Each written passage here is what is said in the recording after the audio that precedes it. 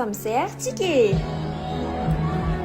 Dia ireny ny danseuse fa miakatra madiditra kely ohatr'izao mihitsy ny fidiran'zareo tao. Dia vao tafiakatry ny Osy Rose dia miorakoraka be tena courage kely mihitsy.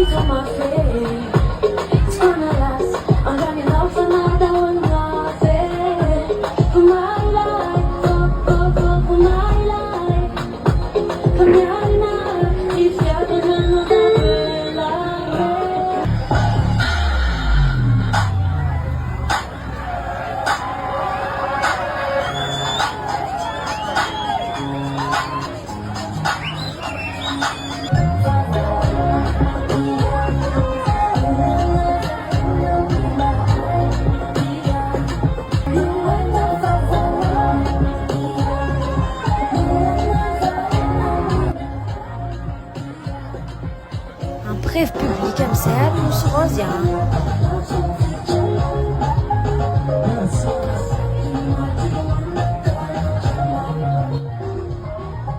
Itiny dia naka volontaire anankiray aho efa hinana andia araka amin'ny danseuse.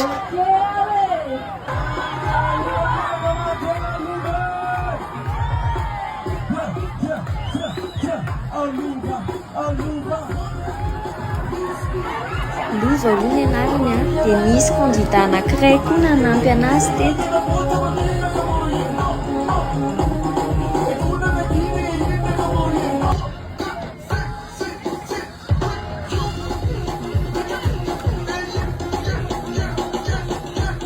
Dia mitohitohina fanabe foana ny ambiance anay dia ohatr'izao ny Osy Rose rehefa mampirevy public.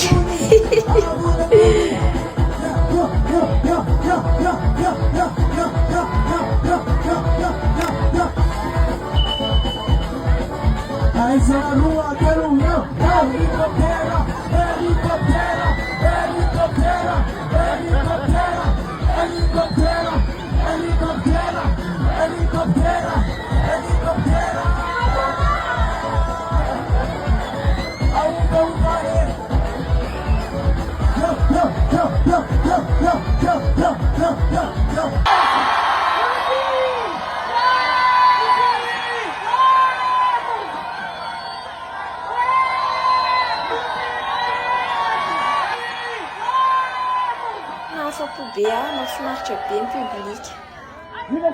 Dia ohatrohatr'izay reto nafana be tao Moramanga. Zany reto merci beaucoup an'ny public nafana be mihitsy. Merci ho an'ny ekipa rehetrarehetra dia amin'ny manaraka indray. Bye bye.